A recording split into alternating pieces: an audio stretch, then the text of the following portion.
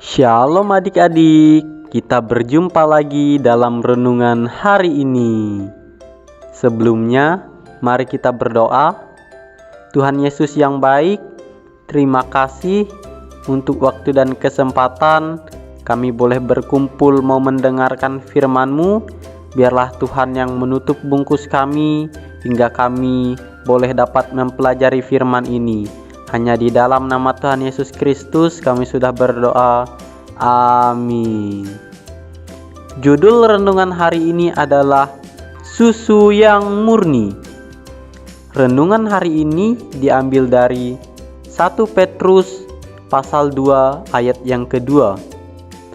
Dan jadilah sama seperti bayi yang baru lahir, yang selalu ingin akan air susu yang murni dan yang rohani, supaya olehnya kamu bertumbuh dan beroleh keselamatan. Adik-adik, kalian tahu tidak dari mana asal susu? Yuk kita simak cerita berikut ini. Ibu, bayi itu minum apa? Tanya Marco, si traktor kecil suatu hari.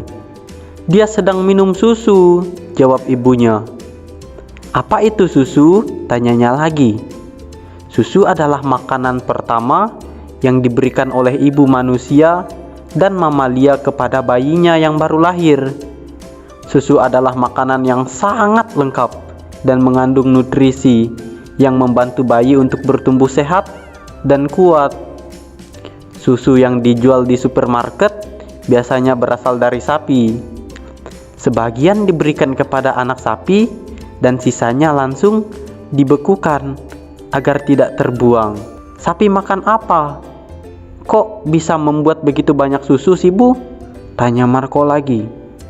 Oh, berbagai makanan yang bernutrisi dong, seperti jerami yang merupakan makanan terlezat bagi sapi. Jerami adalah rumput yang dipotong saat musim semi dan juga pada saat musim panas. Kemudian dikeringkan di bawah sinar matahari supaya awet dan bisa diberikan pada sapi di musim dingin saat rumput tidak ada. Pemotongan rumput untuk pembuatan jerami dan penyimpanannya di lumbung menggunakan traktor dan mesin-mesin lainnya. Demikian jelas ibu. Marco pun dengan semangat berlari sambil berkata, "Kalau gitu, aku akan memotong rumput sekarang ya, Bu." Adik-adik, kalau seorang bayi membutuhkan susu untuk menguatkan dan memberikan pertumbuhan yang baik, demikian juga kita sebagai anak-anak Tuhan, kita perlu bertumbuh dan menjadi kuat, yaitu dengan membaca firman Tuhan. Tanpa membaca firman Tuhan, maka tubuh rohani kita akan menjadi lemah dan tidak dapat bertumbuh. Sudahkah adik-adik membaca firman hari ini? Jika adik-adik ingin bertumbuh dalam Tuhan dan semakin kuat dalam pencobaan, adik-adik harus membaca firman Tuhan setiap hari. Yuk, kita tutup renungan ini dengan doa.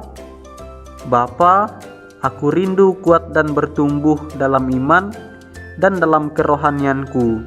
Karena itu, aku mau rajin dan setia membaca firman-Mu. Di dalam nama Tuhan Yesus, aku sudah berdoa.